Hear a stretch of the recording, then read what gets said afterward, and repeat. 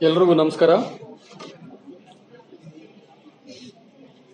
ವೇದಿಕೆ ಮೇಲಿರುವ ಮಿತ್ರರಾದ ಮುರಳಿಯವರೇ ಮತ್ತು ನಾಗರಾಜು ಅವರೇ ಹಾಗೂ ಸಭೆಯಲ್ಲಿರುವ ಹಲವು ಪರಿಚಿತ ಮಿತ್ರರೇ ಮತ್ತು ನನ್ನ ವಿದ್ಯಾರ್ಥಿನಿಯರು, ಹಿಂದ್ ಸ್ವರಾಜ್ ಇದರ ಕುರಿತ ಪರಿಚಯಾತ್ಮಕವಾದಂತಹ ನನ್ನ ಮಾತುಗಳಿಗೆ ಕಿವಿಗೊಡ್ತೀರಿ ಅಂತ ನಾನು ಭಾವಿಸ್ತೀನಿ. ಅಂಡ್ ಎಲ್ ಹನುಮಂತಯ್ಯನವರ ಭಾಷಣವನ್ನು ನೀವೆಲ್ಲ ಕೇಳಿದ ರೀತಿ ಇದೆಯಲ್ಲ, ಅದು ಬಹಳ ಡಿಸಿಪ್ಲಿನ್ಡ್ ಆಗಿತ್ತು, ಅಟೆಂಟಿವ್ ಆಗಿತ್ತು. ಅದಕ್ಕಾಗಿ ನಿಮ್ಮನ್ನು ನಾನು ಅಭಿನಂದಿಸ್ತೀನಿ. ಈ ಅಭಿನಂದನೆ ಇಲ್ಲಿನ ಟೀಚರ್ಸ್ಗೂ ಸಲ್ಲಬೇಕು.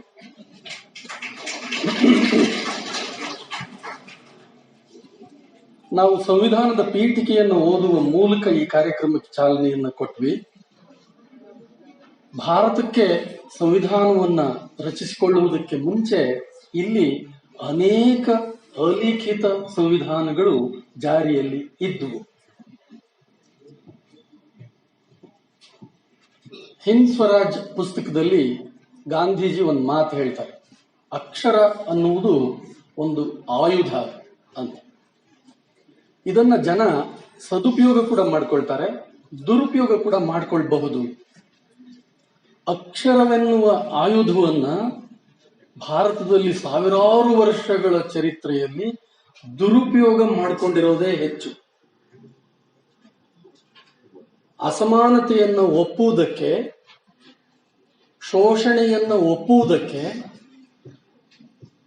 ಅಕ್ಷರಗಳನ್ನು ದುರುಪಯೋಗ ಮಾಡಿಕೊಳ್ಳಲಾಗಿದೆ ನಮ್ಮ ಚರಿತ್ರೆಯಲ್ಲಿ. ನಮ್ಮ ಶಾಸ್ತ್ರ ಗ್ರಂಥಗಳು, ಪುರಾಣ ಗ್ರಂಥಗಳು, ದೊಡ್ಡ ದೊಡ್ಡ ಪವಿತ್ರ ಗ್ರಂಥಗಳು ಅಂತ ಕರೆಯಲ್ಪಡುವ ಮಹಾಕಾವ್ಯಗಳು, ಗ್ರಂಥಗಳು ಇಲ್ಲಿ ಮಾಡಿರುವ ಹಾನಿ ಇದೆಯಲ್ಲ, ನಮ್ಮ ಮೆದುಳುಗಳನ್ನ, ನಮ್ಮ ವರ್ತನೆಗಳನ್ನ ತಯಾರು ಮಾಡುವ ನೆಲೆಯಲ್ಲಿ ಮಾಡಿರುವ ಹಾನಿ ಇದೆಯಲ್ಲ, ಇದನ್ನ ರಿಪೇರಿ ಮಾಡುವುದಕ್ಕೆ ಆಧುನಿಕ ಭಾರತವನ್ನು ಒಳಗೊಂಡ ಹಾಗೆ ಇಡೀ ಚರಿತ್ರೆಯ ಒಳಗಡೆ ಒಂದು ದೊಡ್ಡ ವಿದ್ವತ್ತಿನ ಯುದ್ಧವೇ ನಡೆದಿದೆ. ಅಂತಹ ಒಂದು ವಿದ್ವತ್ತಿನ ಯುದ್ಧದ ಒಳಗಡೆ ಭಕ್ತಿ ಚಳುವಳಿ ಒಂದು ಬಹಳ ಪ್ರಧಾನವಾದಂತಹ ಪಾತ್ರವನ್ನ ವಹಿಸುವುದು ಅಂತ ನನ್ನ ಭಾವನೆ. ಆದರೆ ಅದು ನಮ್ಮನ್ನ ಪ್ರತಿರೋಧ ಉಳ್ಳ ವ್ಯಕ್ತಿಗಳನ್ನಾಗಿ ತಯಾರು ಮಾಡುವ ಹಾಗೆಯೇ ಭಕ್ತರನ್ನಾಗಿಯೂ ಕೂಡ ತಯಾರು ಮಾಡ್ತು ಅನ್ನುವುದನ್ನ ಮರೆಯೋಕ್ಕಾಗಲ್ಲ. ಅದಕ್ಕೆ ಅದರದೇ ಆದಂತಹ ಮಿತಿಗಳು ಇದ್ದು ನಮ್ಮ ಸಮಾಜದ ಕಾಂಡಕ್ಟ್ ಅನ್ನ ರೂಪಿಸುವಲ್ಲಿ, ಒಟ್ಟು ಸಮುದಾಯದ ಬದುಕನ್ನ ರೂಪಿಸುವಲ್ಲಿ ಅನೇಕ ನೀತಿ ಸಂಹಿತೆಗಳು ಟೆಕ್ಸ್ಟ್ಗಳ ರೂಪದಲ್ಲಿ, ಬೇರೆ ಬೇರೆ ರೀತಿಯ ಟೆಕ್ಸ್ಟ್ಗಳ ರೂಪದಲ್ಲಿ ನಮ್ಮ ಸಮಾಜದಲ್ಲಿ ಕೆಲಸ ಮಾಡ್ತಾ ಬಂದಿದ್ದಾರೆ. ಗಾಂಧೀಜಿಯವರಿಗೆ 40 ವರ್ಷ ವಯಸ್ಸಾಗಿದ್ದಾಗ 1909ರಲ್ಲಿ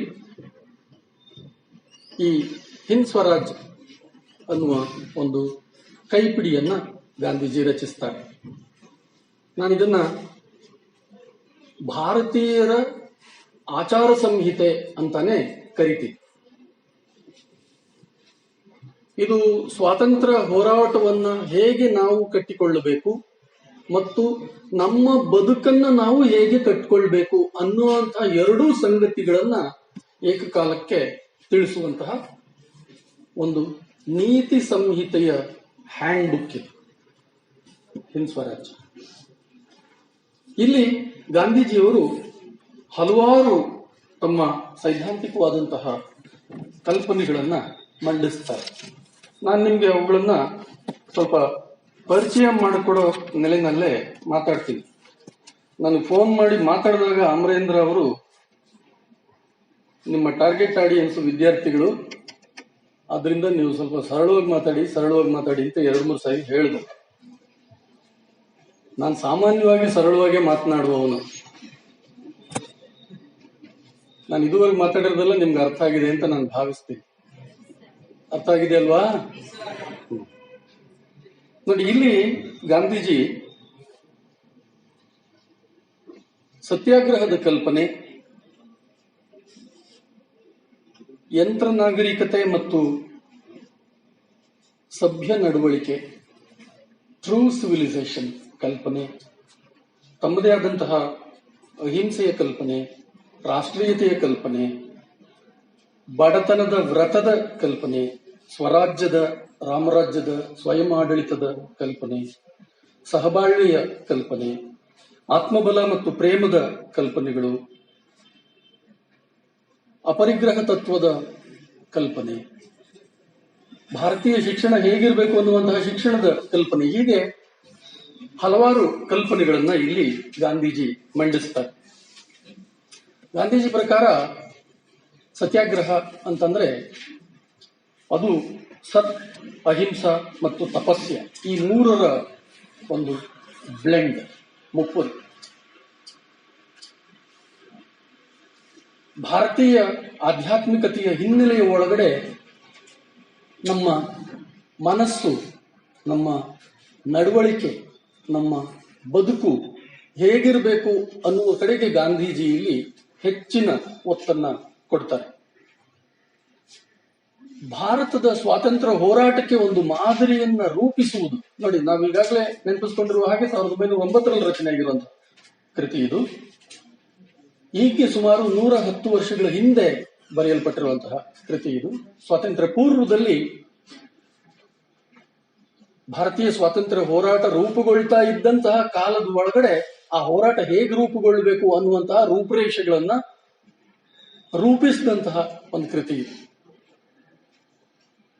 ದಕ್ಷಿಣ ಆಫ್ರಿಕಾದ ಟ್ರಾನ್ಸ್ವಾಲ್ ಪ್ರಾಂತ್ಯದಲ್ಲಿ, ಅದೊಂದು ಬ್ರಿಟಿಷ್ ಕಾಲನಿ ಆಗಿರುತ್ತೆ. ಆ ಟ್ರಾನ್ಸ್ವಾಲ್ ಪ್ರಾಂತ್ಯದಲ್ಲಿ ಸುಮಾರು 13,000 ಯುರೋಪೇತರ ಭಾರತೀಯರು ವಾಸಿಸ್ತಾ ಇರ್ತಾರೆ. ಅವರಿಗೆ ಅಲ್ಲಿ ವಾಸಿಸುವುದಕ್ಕೆ 10 ಬೆರಳುಗಳ ಫಿಂಗರ್ ಪ್ರಿಂಟ್ ಕೊಡಬೇಕು, ರಿಜಿಸ್ಟ್ರೇಷನ್ ಮಾಡ್ಕೋಬೇಕು. ಇತ್ತೀಚೆಗೆ ನಮ್ಮ ಇಂಡಿಯಾದಲ್ಲಿ NRC ಬಂತಲ್ಲ, ಸೇಮ್ ಅದೇ ತರದ ಒಂದು ಕಾನೂನನ್ನ ಅಲ್ಲಿನ ಟ್ರಾನ್ಸ್ವಾಲ್ ಜನರಲ್ ಸ್ಮಟ್ಸ್ ಅವನು ರೂಪಿಸ್ತಾನೆ. ಆ ಕಾನೂನನ್ನ ಅಲ್ಲಿನ ಸ್ಥಳೀಯರು ವಿರೋಧಿಸ್ತಾರೆ. ಅವರ ನಾಯಕತ್ವವನ್ನು ಗಾಂಧಿ ವಹಿಸ್ಕೊಳ್ತಾರೆ. ನಾವು ಬೆರಳು ಗುರುತು ಕೊಡಲ್ಲ. ಇಡೀ ಜನಸಮುದಾಯ, ಬಡ ಕೂಲಿಕಾರ ವರ್ಗ ಸಮುದಾಯ, ಅವರಿಗೆ ಅನ್ಯಾಯ ಆಗ್ತಾ ಇದೆ. ಅವರ ಪರವಾಗಿ ನಾನು ಅವರನ್ನು ಹೋರಾಟಕ್ಕೆ ಸಜ್ಜುಗೊಳಿಸಬೇಕು. ಹೇಗೆ ಸಜ್ಜುಗೊಳಿಸಬೇಕು? ಆಯುಧವಿಲ್ಲದೆ ತಮ್ಮ ಮೇಲೆ ಆಗ್ತಾ ಇರುವಂತಹ ದಬ್ಬಾಳಿಕೆಯನ್ನ ವಿರೋಧಿಸುವ ಮತ್ತು ಕಾನೂನನ್ನು ಬದಲಾಯಿಸುವ ಹಾಗೆ ಸರ್ಕಾರದ ಮನವೊಲಿಸುವ ಕೆಲಸವನ್ನ ಹೇಗೆ ಮಾಡಬೇಕು ಅನ್ನುವಂತಹ ಒಂದು ಚಾಲೆಂಜ್ ಗಾಂಧೀಜಿಗೆ ಅಲ್ಲಿ ಎದುರಾಗುತ್ತೆ. ಅವಾಗ ಅವರು ಜನಕ್ಕೆ ಕರೆ ಕೊಡ್ತಾರೆ. ನಾವೆಲ್ಲರೂ ಸರ್ಕಾರವನ್ನು ಎದುರಿಸಬೇಕಾಗಿದೆ. ನಾವು ಯಾವ ರೀತಿಯ ಹೋರಾಟವನ್ನ ರೂಪಿಸಿಕೊಳ್ಳೋಣ? ನಾನು ಹೀಗೆ ಹೋರಾಟವನ್ನು ಮಾಡಬೇಕು ಅಂತ ಅಂದ್ಕೊಂಡಿದ್ದೀನಿ. ಅಲ್ಲಿ ಫೀನಿಕ್ಸ್ ಅಂತ ಒಂದು ಆಶ್ರಮ ಮಾಡ್ಕೊಂಡಿರ್ತಾರೆ. ಆ ಫೀನಿಕ್ಸ್ ಅನ್ನುವ ಆಶ್ರಮದೊಳಗಡೆ ಒಂದು ಸಮುದಾಯ ಬದುಕನ್ನ, ಪಾರ್ಸಿಗಳು, ಹಿಂದೂಗಳು, ಮುಸಲ್ಮಾನರು, ಅದರೊಳಗಡೆ ತೆಲುಗರು, ತಮಿಳರು ಎಲ್ಲ ಇರ್ತಾರೆ. ಅವರೆಲ್ಲರನ್ನ ಒಳಗೊಂಡಂತಹ ಒಂದು ಸಮುದಾಯದ ಬದುಕನ್ನ ಗಾಂಧೀಜಿ ಪ್ರಯೋಗ ಮಾಡ್ತಾ ಇರ್ತಾರೆ. ಆಸ್ ಎ ಸಿಂಗಲ್ ಫ್ಯಾಮಿಲಿ ನೂರಾರು ಸಾವಿರಾರು ಜನ ಒಟ್ಟಿಗೆ ಬದುಕು ಮಾಡುವುದು ಹೇಗೆ? ಹಲವು ಭಾಷೆ, ಹಲವು ಧರ್ಮ, ಹಲವು ಜಾತಿಗಳಿಗೆ, ಹಲವು ದೇಶಗಳಿಗೆ ಸೇರಿದ ಯುರೋಪೇತರರು ಒಂದು ಕುಟುಂಬವಾಗಿ ಬದುಕುವುದು ಹೇಗೆ ಒಟ್ಟಿಗೆ ಅನ್ನುವ ಒಂದು ವಿಶಿಷ್ಟವಾದ ಕಮ್ಯುನಿಟಿ ಲಿವಿಂಗ್ ಅನ್ನ ಗಾಂಧಿಯಲ್ಲಿ ಪ್ರಯೋಗಿಸ್ತಾ ಇರ್ತಾರೆ ಫೀನಿಕ್ಸ್ ಆಶ್ರಮದೊಳಗೆ. ಅವರ ಜೊತೆ ಮತ್ತು ಹೊರಗಿನ ಕೂಲಿ ಕಾರ್ಮಿಕರು ಏನಿರ್ತಾರೆ ಅವ್ರ ಜೊತೆ ಒಂದು ಸಂವಹನವನ್ನು ಸಾಧಿಸುವುದಕ್ಕೆ ಇಂಡಿಯನ್ ಒಪಿನಿಯನ್ ಅನ್ನುವ ಒಂದು ಪತ್ರಿಕೆಯನ್ನ ಗಾಂಧೀಜಿ ಹೊರಡಿಸ್ತಾ ಇರ್ತಾರೆ. ಆ ಇಂಡಿಯನ್ ಒಪಿನಿಯನ್ ಪತ್ರಿಕೆ ಒಳಗಡೆ ಇವರು ಕರೆ ಕೊಡ್ತಾರೆ, ನಾವು ಯಾವ ರೀತಿ ನಮ್ಮ ಹೋರಾಟವನ್ನು ರೂಪಿಸ್ಕೊಳ್ಳೋಣ, ನಿಮ್ಮ ಅಭಿಪ್ರಾಯ ಹೇಳಿ. ಸೊ ಈ ಸತ್ಯಾಗ್ರಹ ಇದೆಯಲ್ಲ, ಈ ಸತ್ಯಾಗ್ರಹ ಗಾಂಧೀಜಿ ಜನಗಳ ಜೊತೆಗಿನ ಸಮಾಲೋಚನೆಯ ಮೂಲಕ ರೂಪಿಸಿದಂತಹ ಒಂದು ಟೂಲ್, ಒಂದು ಹೋರಾಟದ ಟೂಲ್. ಇವರು ಟಾಲ್ಸ್ಟಾಯ್ಗೆ ಪತ್ರ ಬರೀತಾರೆ. ಹೆನ್ರಿ ಡೇವಿಡ್ ಥೋರೋ, ಅಮೆರಿಕನ್ ಹೋರಾಟಗಾರ, ಅವನ ಜೊತೆ ಸಂವಾದ ನಡೆಸ್ತಾರೆ. ಅವನದಾಗ್ಲೇ ಒಂದು ಸಿವಿಲ್ ಡಿಸೊಬಿಡಿಯನ್ಸ್ ಅನ್ನುವ ಒಂದು ಟೂಲ್ ಅನ್ನು ಪ್ರಸ್ತಾಪ ಮಾಡಿರ್ತಾನೆ ಥೋರೋ. ಟಾಲ್ಸ್ಟಾಯ್ ಕೂಡ ಆ ತರದ ಒಂದು ನಾಗರಿಕ ಅಸಹಕಾರ, ಸವಿನಯ ಕಾನೂನು ಭಂಗ ನಡೆ ಅದನ್ನ ಪ್ರಸ್ತಾಪ ಮಾಡಿರ್ತಾರೆ. ಅವೆಲ್ಲವನ್ನೂ ಒಳಗೊಂಡ ಹಾಗೆ ಇವರ ಜೊತೆಯಲ್ಲಿದ್ದಂತಹ ಒಬ್ಬ ಸಹಜೀವಿ ಮಗನ್ಲಾಲ್ ಇವರಿಗೆ ಸದಾಗ್ರಹ ಅನ್ನುವುದನ್ನು ನಾವು ಇದಕ್ಕೆ ಹೆಸರಿಟ್ಕೊಂಡು ನಾವು ನಮ್ಮ ಹೋರಾಟವನ್ನು ಮುಂದುವರಿಸಬಹುದು ಅಂತ ಸಜೆಸ್ಟ್ ಮಾಡ್ತಾನೆ. ಅದನ್ನ ಗಾಂಧೀಜಿ ಸತ್ಯಾಗ್ರಹ ಅಂತ ರೀನೇಮ್ ಮಾಡಿ ಮರುನಾಮಕರಣ ಮಾಡಿ ಬಳಸ್ತಾರೆ. ಸೊ ಸತ್ಯಾಗ್ರಹದ ಕಲ್ಪನೆ ಹುಟ್ಕೊಂಡದ್ದು ಹೀಗೆ. ಗುಂಪಾಗಿ ಜನ ಬೆರಳುಗಳನ್ನ ಗುರುತು ಕೊಡದೆ, ರಿಜಿಸ್ಟ್ರೇಷನ್ ಮಾಡ್ಕೊಳ್ದೆ ಟ್ರಾನ್ಸ್ಫರ್ ಪ್ರಾಂತ್ಯಕ್ಕೆ ಪ್ರವೇಶ ಮಾಡೋದು, ಪೊಲೀಸ್ನವರು ಇವರನ್ನು ಹಿಡ್ಕೊಳ್ಳೋದು, ಜೈಲಿಗೆ ಹಾಕೋದು. ಆಯ್ತು, ನಾವು ಜೈಲಿಗೆ ಹೋಗ್ತೀವಿ. ಒಂದ್ ರೀತಿ ಜೈಲ್ ಬರೋ ಚಳುವಳಿ ಶುರುವಾಗ್ಬಿಡುತ್ತೆ. 13,000 ಜನರಲ್ಲಿ ಹಾಗೆ ರಿಜಿಸ್ಟ್ರೇಷನ್ ಮಾಡಿಕೊಂಡವರು ಕೇವಲ 511 ಜನ. ಅಷ್ಟು ಬಹಳ ದೊಡ್ಡ ಯಶಸ್ವಿ ಮನಃಪರಿವರ್ತನೆಯನ್ನ ಜನಗಳಲ್ಲಿ ಗಾಂಧೀಜಿ ಮಾಡ್ತಾರೆ. ಹಾಗೆ ಅಂತ ಒಂದು ದೊಡ್ಡ ಪರಿವರ್ತನೆಯನ್ನ ಮಾಡಿದ ನಂತರದಲ್ಲಿ ಆ ಜನರಲ್ ಸ್ಮಟ್ಸ್ಗೆ ಹೆದರಿಕೆ ಶುರುವಾಗ್ಬಿಡುತ್ತೆ. ಜನಗಳೆಲ್ಲ ತಿರುಗಿ ಬಿದ್ದುಬಿಟ್ರೆ ನಾನು ಏನಪ್ಪ ಮಾಡೋದು, ಹೆಂಗೆ ಆಡಳಿತ ನಡೆಸೋದು ಅಂತ ಅವನಿಗೆ ಹೆದರಿಕೆ ಶುರುವಾಗಿ ಗಾಂಧೀಜಿಯನ್ನ ರಾಜ್ಯಕ್ಕೆ ಕರೀತಾನೆ. ರಾಜ್ಯ ಸಂಧಾನಕ್ಕೆ ಕರೆದು, ನೋಡಿ ಇವಾಗ ನೀವೆಲ್ಲರೂ ಒಮ್ಮತದಿಂದ ರಿಜಿಸ್ಟ್ರೇಷನ್ ಮಾಡ್ಕೊಂಬಿಡಿ, ನಿಮ್ ಬೆರಳು ಗುರುತುಗಳನ್ನೆಲ್ಲ ಕೊಟ್ಬಿಡಿ, ನಿಮ್ಗೆಲ್ರಿಗೂ ನಾವು ಇಲ್ಲಿ ಅಧಿಕೃತವಾದ ಪ್ರಜಾಸ್ಥಾನಮಾನವನ್ನು ಕೊಡ್ತೀವಿ, ಸಿಟಿಸನ್ಶಿಪ್ ಕೊಡ್ತೀವಿ. ಆಮೇಲೆ ಎಲ್ರಿಗೂ ಸಿಟಿಸನ್ಶಿಪ್ ಕೊಟ್ಟಾದ್ಮೇಲೆ ಈ ಕಾನೂನು ರದ್ದು ಮಾಡ್ಬಿಡ್ತೀವಿ, ಇದು ನನ್ನ ವಾಗ್ದಾನ ಅಂತ ಒಪ್ಪಂದ ಮಾಡ್ಕೋತಾನೆ. ಗಾಂಧೀಜಿನ ಕರೆದು ರಾಜ್ಯ ಒಪ್ಪಂದ ಮಾಡ್ಕೋತಾನೆ. ವೈರಿಗಳಲ್ಲೂ ಇರುವಂತಹ ಒಳ್ಳೆತನವನ್ನ ಗೌರವಿಸುವ ಸ್ವಭಾವ ಇದ್ದ ಗಾಂಧೀಜಿ ಇವನನ್ನ ನಂಬಿ ಇವನು ಮೋಸ ಮಾಡಲ್ಲ ಅಂತ ಒಪ್ಪಂದ ಮಾಡ್ಕೊಂಡು ಹೊರಗಡೆ ಬರ್ತಾರೆ. ಹೊರಗಡೆ ಬಂದಾಗ ಅವನು ಎಲ್ಲರೂ ರಿಜಿಸ್ಟ್ರೇಷನ್ ಆಗೋದಕ್ಕೆ ತೊಡಗಿದಾಗ ಎಲ್ಲರೂ ರಿಜಿಸ್ಟ್ರೇಷನ್ ಮಾಡಿಸ್ಕೋತಾನೆ. ಅದಕ್ಕಿಂತ ಕರಾಳವಾದಂತಹ ಕಾನೂನನ್ನ ತರ್ತಾನೆ. ಇನ್ಯಾರು ವಲಸೆ ಬರ್ಕುಡುದು ನಮ್ಮ ದೇಶಕ್ಕೆ, ಇಲ್ಲಿರೋರ್ಗೂ ಕೂಡ ಇಲ್ಲಿ ನಾವು ಪ್ರಜಾಸ್ಥಾನಮಾನ ಕೊಡುವುದಿಲ್ಲ ಅನ್ನುವಂಥ ಒಂದು ಕಾನೂನನ್ನ ತರ್ತಾನೆ. ಗಾಂಧೀಜಿಗೆ ಒಂದು ರೀತಿ ಅವಮಾನ ಆಗ್ತದೆ. ಗಾಂಧೀಜಿ ತಮ್ಮ ಹೋರಾಟವನ್ನ ಇನ್ನೂ ಹೆಚ್ಚು ತೀವ್ರಗೊಳಿಸ್ತಾರೆ. ಒಂದು ರೀತಿಯಲ್ಲಿ ನನಗೆ ವಿಶ್ವಾಸ ದ್ರೋಹ ಆಯ್ತು ಅಂತ ಗಾಂಧೀಜಿಗೆ ಅನ್ಸುತ್ತೆ. ಅವಾಗ ಗಾಂಧೀಜಿ ಎಡಿಟರ್ ಅಂಡ್ ರೀಡರ್ ಅನ್ನುವ ಒಂದು ಸಂವಾದ ರೂಪಿಯಲ್ಲಿ ಇಂಡಿಯನ್ ಒಪಿನಿಯನ್ ಪತ್ರಿಕೆಯ ಒಳಗಡೆ ಒಂದು ದೀರ್ಘವಾದ ಬರವಣಿಗೆಯನ್ನು ಬರೀತಾರೆ. ಜನಗಳಿಗೆ ಹೆಂಗ್ ತಿಳಿಸೋದು, ದಿನ ಹೋಗಿ ಎಲ್ಲರ ಹತ್ರನೂ ಮಾತಾಡಿ ತಿಳಿಸೋಕಾಗಲ್ವಲ್ಲ. ಇವಾಗಿನ ಹಾಗೆ ಅರ್ಚ್ಕೊಳ್ಳೋಂತ ಟಿವಿ ಚಾನೆಲ್ಗಳು ಅವಾಗ ಇರ್ಲಿಲ್ವಲ್ಲ. ಅದಕ್ಕೆ ಗಾಂಧೀಜಿ ಒಂದು ಸಂವಾದ ರೂಪಿ ಬರವಣಿಗೆಯನ್ನ ಇಂಡಿಯನ್ ಒಪಿನಿಯನ್ ಪತ್ರಿಕೆ ಒಳಗಡೆ ಬರೆದು ಜನಗಳಿಗೆ ಅದನ್ನೆಲ್ಲ ತಲುಪಿಸ್ತಾರೆ. ನಾನು ಯಾಕೆ ಅವನ ಹತ್ರ ಹೋದೆ, ಯಾಕೆ ನಾನು ಒಪ್ಪಂದ ಮಾಡಿಕೊಂಡೆ, ನಮ್ ನಿಜವಾಗಿ ಮುಂದಿನ ಹೋರಾಟ ಹೇಗಿರ್ಬೇಕು, ಈ ತರದೆಲ್ಲ ವಿವರಣೆಗಳನ್ನ ಕೊಟ್ಟು ಜನಗಳಿಗೆ ಕಮ್ಯುನಿಕೇಟ್ ಮಾಡೋದಕ್ಕೆ ಒಂದು ದಾರಿಯನ್ನ ಕಂಡುಕೊಳ್ತಾರೆ. ಹಾಗೆ ಅಲ್ಲಿ ದಕ್ಷಿಣ ಆಫ್ರಿಕಾದಲ್ಲಿ ಕಂಡುಕೊಂಡಂತಹ ರೀಡರ್ ಎಡಿಟರ್ ಕಾನ್ವರ್ಸೇಷನ್ ಟೆಕ್ನಿಕ್ ಇದೆಯಲ್ಲ, ಆ ಟೆಕ್ನಿಕ್ ಅನ್ನ ಬಳಸಿ ಹಿಂದ್ ಸ್ವರಾಜ್ಯವನ್ನ ಗಾಂಧೀಜಿಯವರು ಬರೆದಿದ್ದಾರೆ. ಹಡಗ್ನಲ್ಲಿ ಕೂತ್ಕೊಂಡು 9 ದಿನ ಬರೆದಿರುವಂತಹ ಒಂದು ಪುಸ್ತಕ ಇದು. 9 ದಿವಸದಲ್ಲಿ 271 ಪುಟಗಳ ಹಸ್ತಪ್ರತಿ. ಅದನ್ನ ದಿನಕ್ಕೊಂದು 30 ಪೇಜಿನ ಅಂದಾಜಿನಲ್ಲಿ ಗಾಂಧೀಜಿ ಬರೀತಾರೆ. ಅದರಲ್ಲಿ 50 ಪೇಜ್ ಗಾಂಧೀಜಿ ಲೆಫ್ಟ್ ಹ್ಯಾಂಡ್ ಅಲ್ಲಿ ಬರೆದಿದ್ದಾರೆ, ಬಲಗೈ ಸುಸ್ತಾದಾಗ ಎಡಗೈಯಲ್ಲಿ ಬರೆದಿದ್ದಾರೆ. ಆಮೇಲೆ 1938ರಲ್ಲಿ ಒಂದು ಇದಕ್ಕೆ ಟಿಪ್ಪಣಿ ಬರೀತಾ ಗಾಂಧೀಜಿ, ನನ್ನ ಇದುವರೆಗಿನ ಹಿಂದ್ ಸ್ವರಾಜ್ಯದಲ್ಲಿ ಹೇಳಿರುವ ನಿಲುವುಗಳಲ್ಲಿ ಬದಲಾವಣೆ ಇಲ್ಲ. ಅವತ್ ನಾನು ಏನ್ ಹೇಳಿದಿನೋ ಇವತ್ತು ಅದೇ ಹೇಳ್ತಾ ಇದ್ದೀನಿ ಅಂತ ಹೇಳ್ತಾರೆ. 40ನೇ ವಯಸ್ಸಿನಲ್ಲಿ ಗಾಂಧೀಜಿ ಏನನ್ನ ಹೇಳಿದ್ರೋ ಅವ್ರ 70ನೇ ವಯಸ್ಸಿನಲ್ಲೂ ನಾನು ಈ ಹೇಳಿದ ಹೇಳಿಕೆಗಳಲ್ಲಿ ಯಾವ ಬದಲಾವಣೆಗಳನ್ನು ಮಾಡ್ಕೊಳ್ಳೋದಿಲ್ಲ ಅಂತ ಹೇಳ್ತಾರೆ. ಅಂದ್ರೆ ಅಷ್ಟು ಖಚಿತವಾದಂತಹ ಒಂದು ನಂಬಿಕೆ, ತಾವು ಸೃಷ್ಟಿ ಮಾಡಿದಂತಹ ಹೋರಾಟದ ತತ್ವ ಮತ್ತು ತಾವು ಸೃಷ್ಟಿ ಮಾಡಿದಂತಹ ನೀತಿ ಸಂಹಿತೆ. ನಾನು ಆ ಎರಡೂ ರೀತಿಗಳಲ್ಲಿ ಇದನ್ನು ಕರಿತಾ ಇದ್ದೀನಿ. I am repeating, it is A handbook of the conduct of India, not an individual, conduct of India.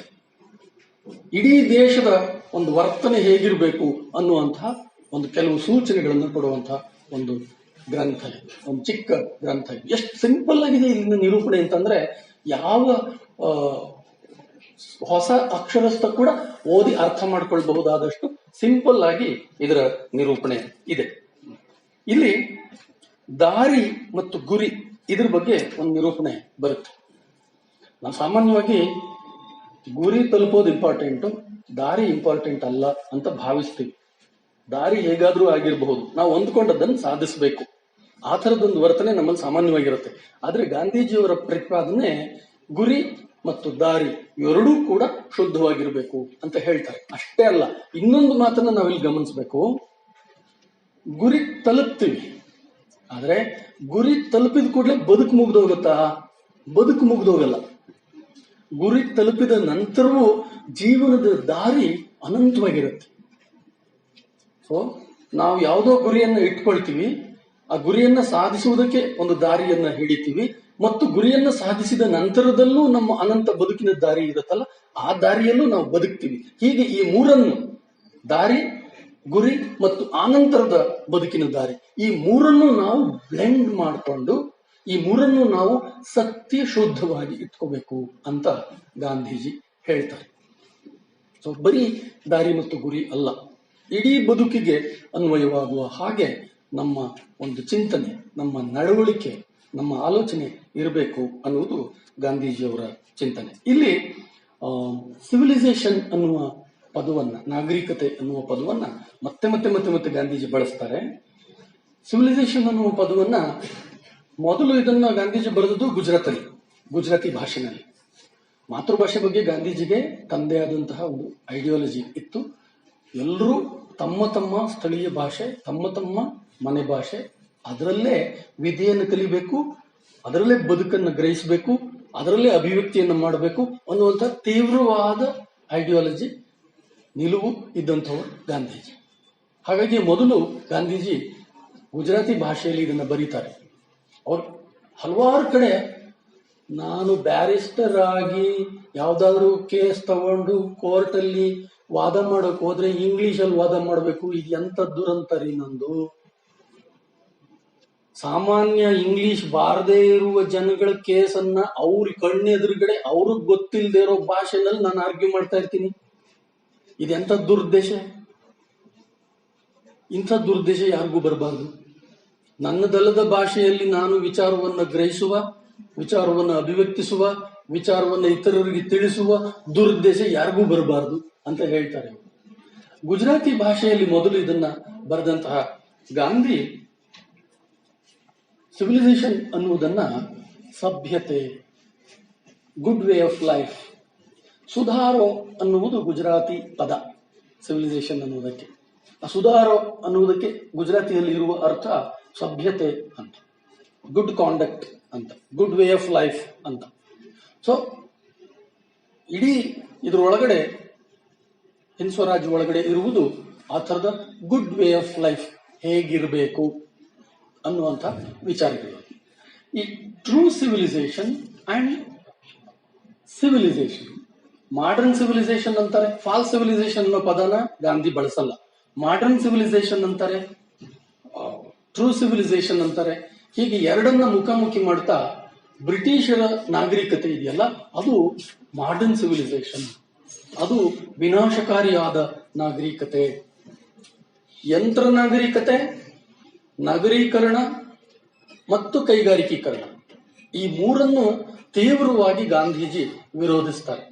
Gandhiji ಈ ನಾಲ್ಕು ವಿಚಾರಗಳಲ್ಲಿ, ಒಂದು ನಾನು ಅವಾಗಲೇ ಹೇಳಿದ್ದು ನಮ್ಮದಲ್ಲದ ಭಾಷೆಯಲ್ಲಿ ವಿಚಾರವನ್ನು ಗ್ರಹಿಸುವ ಮತ್ತು ಅಭಿವ್ಯಕ್ತಿಸುವ ದುರ್ದೇಶ, ಇನ್ನೊಂದು ಈ ಮೂರು ಆಧುನಿಕ ನಾಗರಿಕತೆಯ ಹಿನ್ನೆಲೆಯಲ್ಲಿ ಅದು ಕೈಗಾರಿಕೀಕರಣ ಇರಬಹುದು, ನಗರೀಕರಣ ಇರಬಹುದು, ಯಂತ್ರ ನಾಗರಿಕತೆಗೆ ನಾವೆಲ್ಲರೂ ದಾಸರಾಗುವುದಿರಬಹುದು.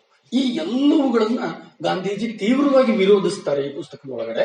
ಇದು ನಮ್ಮ ಬದುಕಿನ ನಂಬಿಕೆ ಆಗ್ಬೇಕು ಅಂತ ಹೇಳ್ತಾರೆ. ನಾವು ನಾಗರಿಕತೆ ಪಡಿತಿದ್ದೀವಿ ಅಂತಂದ್ರೆ ಸಭ್ಯ ನಡವಳಿಕೆಯನ್ನು ಪಡಿತಿದ್ದೀವಿ, ಗುಡ್ ವೇ ಆಫ್ ಲೈಫ್ ಅನ್ನು ರೂಢಿಸ್ಕೊಳ್ತಾ ಇದ್ದೀವಿ ಅಂತ.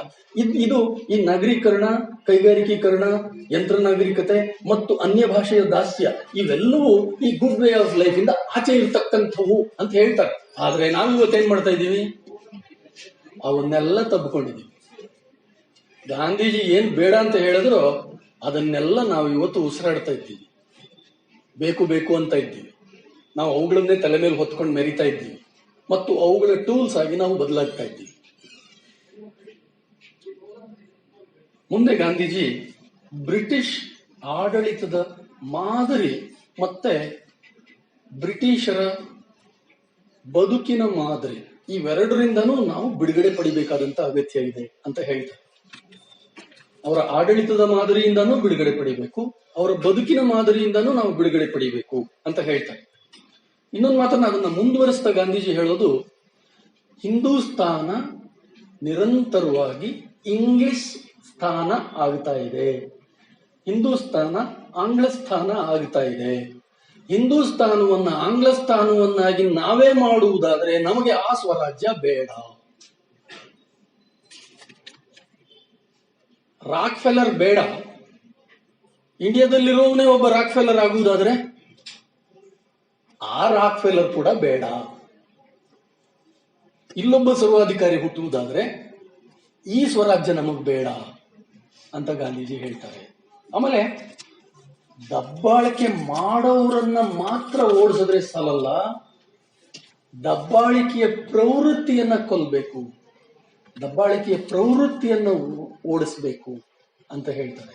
ಬ್ರಿಟಿಷರನ್ನ ಓಡಿಸಿದ್ರೆ ಸಾಲದು, ಈ ಅಸಮಾನ ವ್ಯವಸ್ಥೆ ಮತ್ತು ದಬ್ಬಾಳಿಕೆಯ ಈ ರಾಜಕೀಯ ಆಳ್ವಿಕೆಯ ವ್ಯವಸ್ಥೆ ಇದೆಯಲ್ಲ ಇದನ್ನು ಓಡಿಸ್ಬೇಕು ಅಂತ ಹೇಳ್ತಾರೆ. ಮುಂದುವರೆದು ಇವರು ಬ್ರಿಟಿಷ್ ಪಾರ್ಲಿಮೆಂಟರಿ ಸಿಸ್ಟಮ್ ಇದೆಯಲ್ಲ ಬಹಳ ಕಟುವಾದಂತಹ ಮಾತುಗಳಿಂದ ಅದನ್ನ ನಿಂದಿಸ್ತಾರೆ. ಈ ಪುಸ್ತಕದಲ್ಲಿ 2 ಶಬ್ದ ಬಳಸ್ತಾರೆ, ಒಂದು ಬಂಜೆ ಅಂತ, ಇನ್ನೊಂದು ವೇಶ್ಯೆ ಅಂತ. British parliament is a prostitute, ಮತ್ತೆ ಅದು ಹೊಸತೇನನ್ನೂ ಸೃಷ್ಟಿಸಲಾರದ ಬಂಜೆ. ಯಾಕೆ ಹೇಳ್ತಾರೆ ಅದನ್ನ ಅಂದ್ರೆ, ಎಲೆಕ್ಟೆಡ್ ಪಾರ್ಲಿಮೆಂಟೇರಿಯನ್ಸ್ ಬ್ರಿಟಿಷ್ ಪಾರ್ಲಿಮೆಂಟ್ ಅಲ್ಲಿ ಇದಾರಲ್ಲ ಅವರೆಲ್ಲ ಮೊದಲನೆಯದಾಗಿ ಹಣದಾಹಿಗಳು, ಅವರೆಲ್ಲರೂ ಸಂಪತ್ತಿನ ದಾಹಿಗಳು, ಕೀರ್ತಿಯ ದಾಹಿಗಳು, ಸ್ವಾರ್ಥಿಗಳು, ಸ್ವಜನ ಪಕ್ಷಪಾತಿಗಳು, ಭ್ರಷ್ಟರು. ನಮ್ಮಲ್ಲೂ ನಮ್ಮದೇ ಆಡಳಿತದಲ್ಲಿ ಜನ ಹಿಂಗಾಗುವುದಾದ್ರೆ ಈ ಪಾರ್ಲಿಮೆಂಟರಿ ಸಿಸ್ಟಮೇ ಬೇಡ ಸ್ವಾಮಿ ನಮ್ಗೆ ಅಂತ. ಅಲ್ಲರಿ, ಒಳ್ಳೇದಾಗೋದಕ್ಕೆ, ಅಸಮಾನತೆಯನ್ನು ಓಡಿಸುವುದಕ್ಕೆ 700 ವರ್ಷ ಬೇಕೇನ್ರಿ ಪ್ರಜಾಪ್ರಭುತ್ವಕ್ಕೆ ಅಂತ ಕೇಳ್ತಾರೆ. ಹಿಂದ್ ಸ್ವರಾಜ್ ಬರೆಯೋ ಹೊತ್ತಿಗೆ ಬ್ರಿಟಿಷ್ ಪಾರ್ಲಿಮೆಂಟ್ಗೆ 700 ವರ್ಷ ವಯಸ್ಸಾಗಿರುತ್ತೆ. 700 ವರ್ಷ ಬೇಕಪ್ಪ ನಮ್ಮನ್ನ ನಾವು ರಿಪೇರಿ ಮಾಡ್ಕೊಳ್ಳೋದಕ್ಕೆ? ಬೇರೆ ದೇಶಗಳನ್ನ ಆಕ್ರಮಣ ಮಾಡಿ ತಮ್ಮ ಕಾಲನಿಗಳನ್ನಾಗಿ ಮಾಡಿಕೊಂಡು ಅಲ್ಲಿ ಕೊಳ್ಳೆ ಹೊಡೆದು ಸಂಪತ್ತನ್ನ ತಂದು ಬೇರೆ ದೇಶಕ್ಕೆ ಇನ್ಯಾರಾದ್ರೂ ಬೇರೆಯವ್ರು ಬಂದ್ರೆ ಅವ್ರನ್ನ ನೀವು ವಲಸೆಗಾರರು ಅಂತ ಹೇಳುವಂತಹ ಇಷ್ಟು ಬುದ್ಧಿವಂತಿಕೆ ಬಂದಿದೆಯಲ್ಲ ಇವ್ರಿಗೆ. ಇವರು ಕಂಪ್ಯಾರಿಟಿವ್ ಆಗಿ ದಕ್ಷಿಣ ಆಫ್ರಿಕಾದ ಪ್ರಾಂತ್ಯಗಳನ್ನ, ಆಸ್ಟ್ರೇಲಿಯಾನ, ಇಟಲಿನ, ಬೇರೆ ಬೇರೆ ಬ್ರಿಟಿಷ್ ಕಾಲನೀಸ್ ಅನ್ನು ಉದಾಹರಣೆ ತಗೋತಾರೆ. ಉದಾಹರಣೆ ತಗೊಂಡು ನೋಡಿ, ಇಲ್ಲಿ ಅವರು ಹೋರಾಟ ನಡೆಸ್ತಾ ಇದ್ದಂತಹ ಟ್ರಾನ್ಸ್ವಾಲ್ ಪ್ರಾಂತ್ಯವನ್ನೇ ಉದಾಹರಣೆ ತಗೊಂಡು ಹೇಳ್ತಾರೆ, ನಾವು ಭಾರತದವರು ಕೂಲಿ ಮಾಡಕ್ ಇಲ್ಲಿಗೆ ಬಂದ್ರೆ ನಿಮ್ಗೆ ವಲಸೆ ಬರೋವ್ರಿಗೆ ಹಕ್ಕಿಲ್ಲ, ನೀವು ಪರಕೀಯರು ಅಂತ ಹೇಳ್ತಾರೆ. ಇವ್ರ್ಯಾರು ಹಾಗಾದ್ರೆ? ಇವ್ರು ಸ್ಥಳೀಯರ? ಟ್ರಾನ್ಸ್ವಾಲ್ ನಲ್ಲಿ ಅಧಿಕಾರ ನಡೆಸ್ತಾ ಇರೋರು ಇವ್ರು ಸ್ಥಳೀಯರ? ಇವರು ಪರಕೀಯರಲ್ವಾ? ಇವ್ರಿಗೆ ಯಾರು ಹಕ್ಕು ಕೊಟ್ಟವರು? ಆಸ್ಟ್ರೇಲಿಯಾದಲ್ಲಿ ಎಲ್ಲ ಧೂಳಿಪಟ ಮಾಡಿದ್ದಾರಲ್ಲ, ಮೂಲ ನಿವಾಸಿಗಳನ್ನ, ಅಬೋರಿಜಿನಲ್ಸ್ ಅನ್ನು ಧೂಳಿಪಟ ಮಾಡಿದ್ದಾರಲ್ಲ. ಇಲ್ಲಿರುವ ಬಿಳಿಯರು ಯಾರು? ಇವರು ಇವರಿಗೆ ಹಕ್ಕು ಕೊಟ್ಟವ್ರು ಯಾರು? ಭಾರತಕ್ಕೆ ಇವರು ಬಂದ್ರಲ್ವಾ? ಭಾರತಕ್ಕೆ ಬಂದಿರೋರು ಇವ್ರು ಪರಕೀಯರಲ್ವಾ? ಈ ಪಾರ್ಲಿಮೆಂಟರಿ ಸಿಸ್ಟಮ್ ಚರ್ಚೆಯನ್ನ ಇವರು ಈ ಸ್ಥಳೀಯ ಮತ್ತು ಪರಕೀಯ ಚರ್ಚೆಗೆ ಲಿಂಕ್ ಮಾಡ್ತಾ, ನಮಗೆ ಸ್ಥಳೀಯ ಮತ್ತು ಪರಕೀಯ ಅನ್ನುವುದು ಮುಖ್ಯ ಆಗ್ಬೇಕಾಗಿಲ್ಲ, ಮಾನವೀಯತೆ ಮುಖ್ಯ ಆಗ್ಬೇಕು. ಯಾರನ್ನು ಯಾರು ಶೋಷಣೆ ಮಾಡದೆ ಒಂದು ಕಡೆ ಬದುಕೋದಾದ್ರೆ ಬದುಕಿ, ನಮ್ಮ ಮೇಲೆ ದಬ್ಬಾಳಿಕೆ ನಡೆಸದೆ ಭಾರತೀಯತೆಯನ್ನು ಒಪ್ಪಿಕೊಂಡು ಆಂಗ್ಲರು ಭಾರತದಲ್ಲಿ ಇರಬಹುದಾದರೆ ಆಂಗ್ಲರು ಭಾರತದಲ್ಲಿ ಇರಲಿ ಅಂತಾರೆ ಗಾಂಧಿ. ಆಮೇಲೆ ಇವರ ಕಾನ್ಸೆಪ್ಟ್ ಆಫ್ ನ್ಯಾಷನಲಿಸಮ್ ಇದೆಯಲ್ಲ, ಅಂದ್ರೆ ರಾಷ್ಟ್ರೀಯತೆಯ ಒಂದು ಕಲ್ಪನೆ ಇದೆಯಲ್ಲ, ಅದು ಕೂಡ ಬಹಳ ಭಿನ್ನವಾದದ್ದು. ನಾವು ಇವತ್ತು ಏನು one nation one religion, one nation one language ಅನ್ನೋ ತರ ಏನು ತಲೆ ಮೇಲೆ ಸುತ್ತಿಗೆ ಬಡ್ಕೋತಾ ಇದೀವಿ, ಇದನ್ನ ಅಕಾಲಕ್ಕೆನೆ ಗಾಂಧೀಜಿ ವಿರೋಧಿಸಿದ್ದಾರೆ, ಬಹಳ ಬಲವಾಗಿ ವಿರೋಧಿಸಿದ್ದಾರೆ. ಭಾರತ ವೈವಿಧ್ಯತೆಗಳ ದೇಶ, ಸಾಂಸ್ಕೃತಿಕ ವೈವಿಧ್ಯತೆಗಳ ಜಾತಿ, ಧರ್ಮ, ಭಾಷೆ, ಪ್ರಾದೇಶಿಕತೆ ಇತ್ಯಾದಿ ಇತ್ಯಾದಿ ವೈವಿಧ್ಯತೆಗಳ ದೇಶ. ಇದು ಯಾವತ್ತೂ ಕೂಡ ಧರ್ಮ ದ್ವೇಷ ಅಥವಾ ದೇಶ ಧರ್ಮ ಸಮೀಕರಣ ಇರುವಂತ ದೇಶ ಅಲ್ಲ. ನಾವೆಲ್ಲ ಬಡ್ಕತೀವಲ್ರಪ್ಪ, ಮುಸಲ್ಮಾನರೆಲ್ಲ ಇಲ್ಲಿ ಇರ್ಕೊಡ್ದು, ನೀವೆಲ್ಲ ಪಾಕಿಸ್ತಾನಕ್ಕೆ ಹೋಗ್ಬಿಡಿ, ನಿಮ್ದು ಬೇರೆ ದೇಶ ಇದೆ, ಇದು ಹಿಂದೂಗಳ ದೇಶ. ಇತ್ತೀಚೆಗೆ ಒಂದು ಹೊಸ ಶಬ್ದ ನಮ್ಮ ಮೇಲೆ ಜಾಸ್ತಿ ಕಿವಿ ಮೇಲೆ ಬೀಳ್ತಾ ಇದೆ. ದೆಹಲಿಯಲ್ಲಿ ಸ್ಟ್ರೈಕ್ ಮಾಡ್ತಾ ಇರುವ ರೈತರುಗಳನ್ನ ಖಲಿಸ್ತಾನಿಗಳು ಅಂತ ಬೈತಾ ಇದ್ದಾರೆ.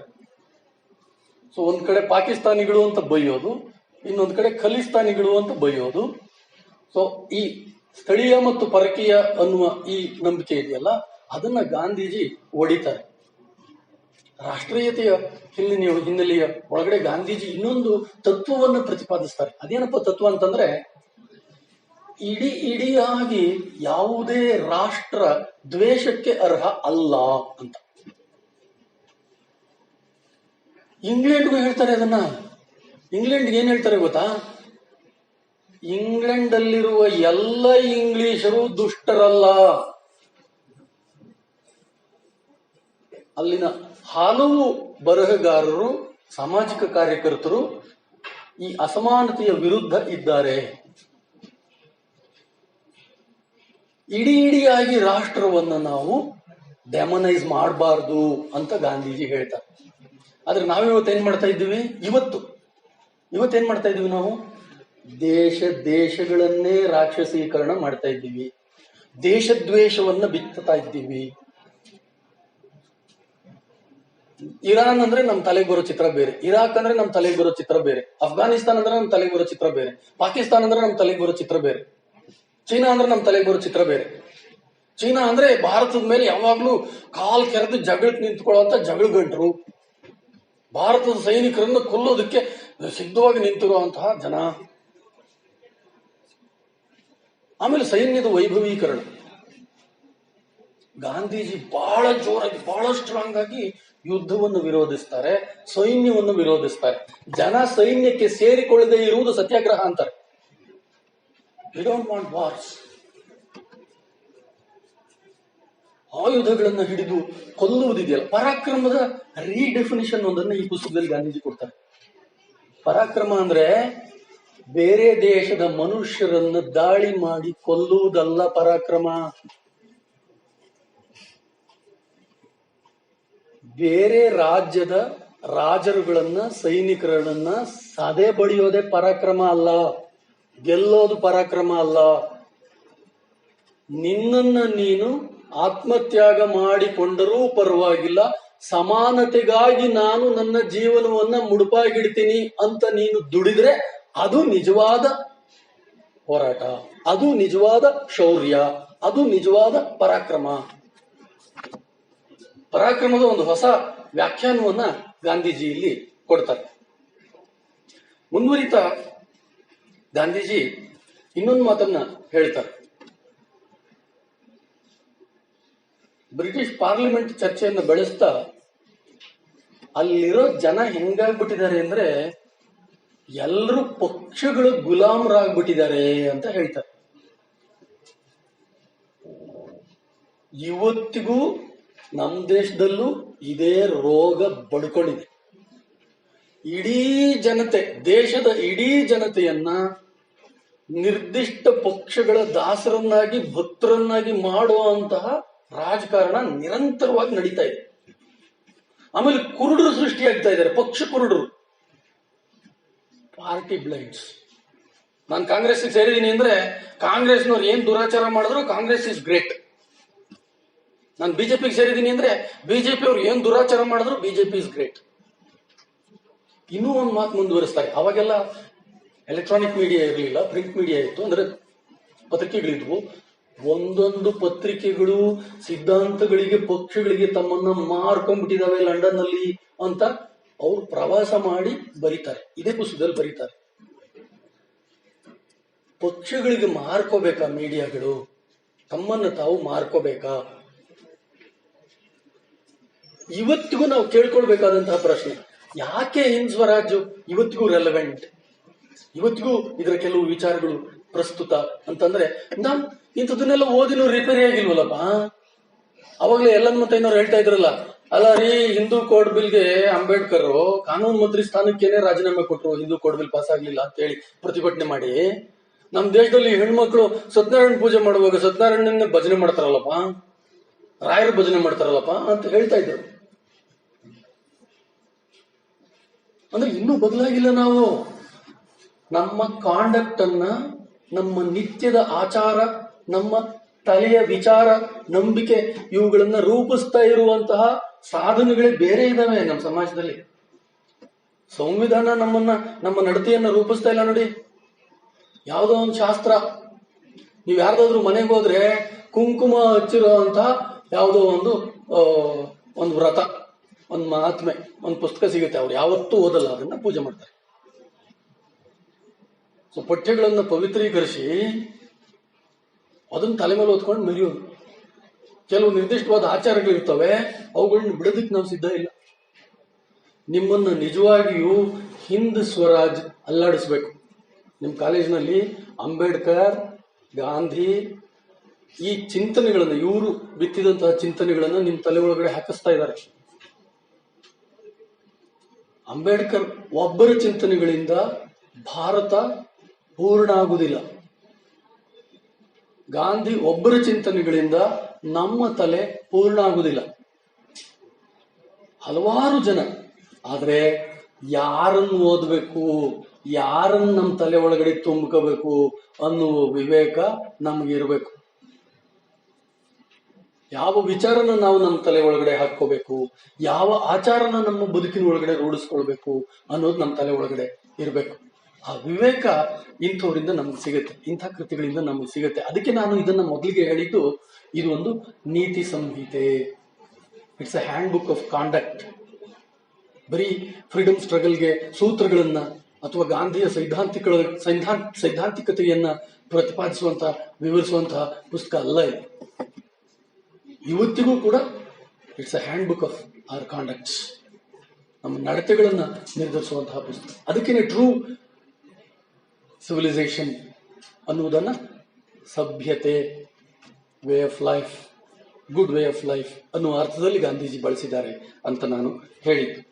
ಆಮೇಲೆ ಇನ್ನೊಂದು ಅಂಶವನ್ನ ಇಲ್ಲಿ ಬಹಳ ಬಲವಾಗಿ ಗಾಂಧೀಜಿ ಪ್ರತಿಪಾದಿಸ್ತಾರೆ. ನಮ್ಗೆ ಇದನ್ನು ಓದುವಾಗ ಕೆಲವರಿಗೆ ತಕರಾರುಗಳು ಬರಬಹುದು. ಇಲ್ಲಿ ಅವರು ವಕೀಲಿಕೆನ ಸ್ಟ್ರಾಂಗ್ ಆಗಿ ವಿರೋಧಿಸ್ತಾರೆ.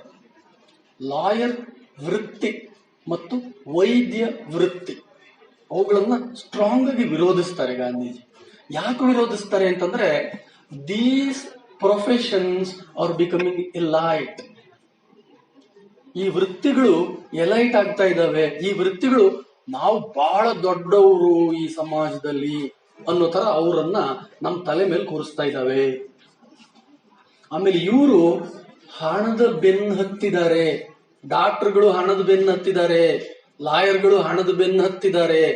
ಅವರ ಟ್ರೀಟ್ಮೆಂಟ್ ಕಾಸ್ಟ್, ಅವರ ಆರ್ಗ್ಯುಮೆಂಟ್ ಕಾಸ್ಟ್ ಅವ್ರು ನಿರ್ಧರಿಸ್ತಾರೆ, ನಾವೆಲ್ಲ ನಿರ್ಧರಿಸೋದು. ಅವ್ರು ಹೇಳಿದಷ್ಟು ಬೆಲೆ ನಾವು ಕೊಡಬೇಕು. ನಾವಲ್ಲ, ಅದಕ್ಕೇನೆ ಒಂದು ಕಾಮನ್ ಪ್ರೈಸ್ ಇಲ್ಲ ಆರ್ಗ್ಯುಮೆಂಟ್ಗೆ. ಲಾಯರ್ಸ್ ಆರ್ಗ್ಯುಮೆಂಟ್ಗೆ ಎಲ್ಲಾದ್ರೂ ಒಂದು ಕಾಮನ್ ಪ್ರೈಸ್ ಇದೆಯಾ ಇಂಡಿಯಾದಲ್ಲಿ? There is no common price. Kapil ಸಿಬಲ್ಗೆ ಒಂದು ಬೆಲೆ, ರವಿ ವರ್ಮಗೊಂದು ಬೆಲೆ. ಎಂಥ ಒಂದು ದೊಡ್ಡ ಅಸಮಾನತೆ ಇದೆ ಅಲ್ಲಿ.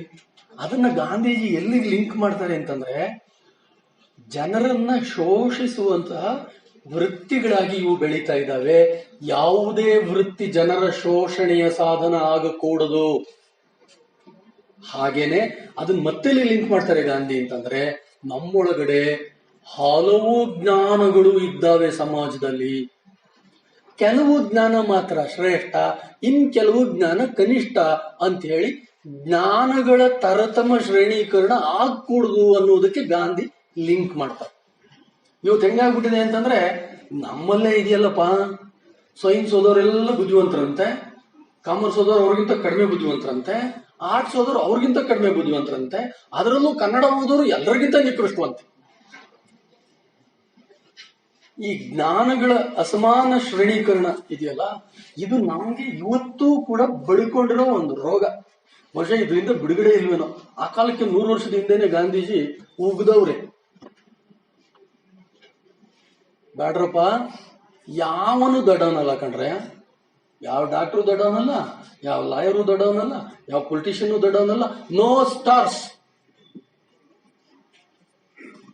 ಯಾವ ಸಮಾಜದಲ್ಲಿ ಯಾವನು ಸ್ಟಾರ್ ಇರ್ಕೂಡುದು, ಯಾವನು ಸೆಲೆಬ್ರಿಟಿ ಇರ್ಕೂಡುದು. ಸಮಾನತೆಯ ತತ್ವವನ್ನ, ಸಮಾನತೆ ಅನ್ನುವ ಪದವನ್ನ ಬಳಸದೇನೆ ಗಾಂಧೀಜಿ ಪ್ರತಿಪಾದಿಸ್ತಾರೆ.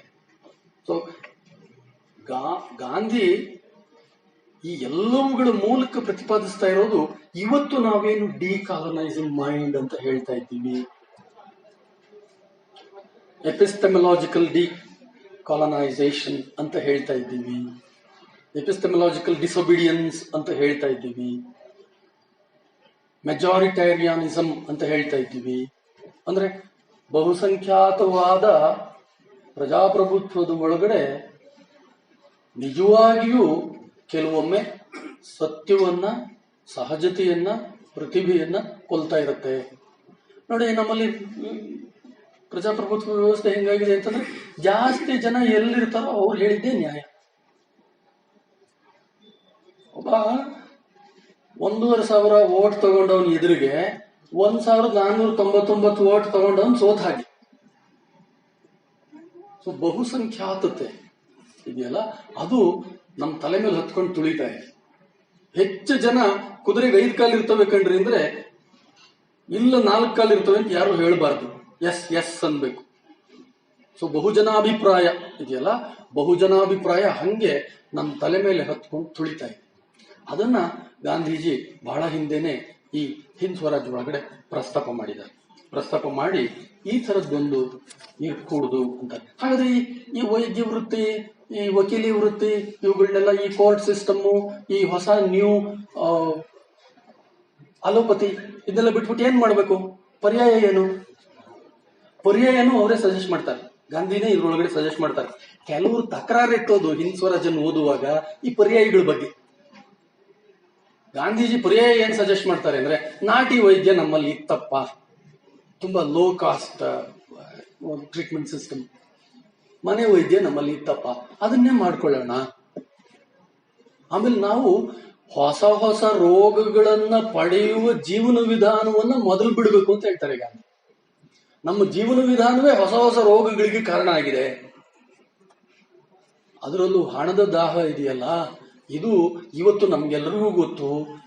ಡ್ರಗ್ ಮಾರ್ಕೆಟ್ ಇದೆಯಲ್ಲ, ಅದೊಂದು ದೊಡ್ಡ ಮಾಫಿಯಾ. ಹೊಸ ಹೊಸ ರೋಗಗಳನ್ನ ಸೃಷ್ಟಿ ಮಾಡುವವರು ಔಷಧದ ಮಾಫಿಯಾದವರೇ.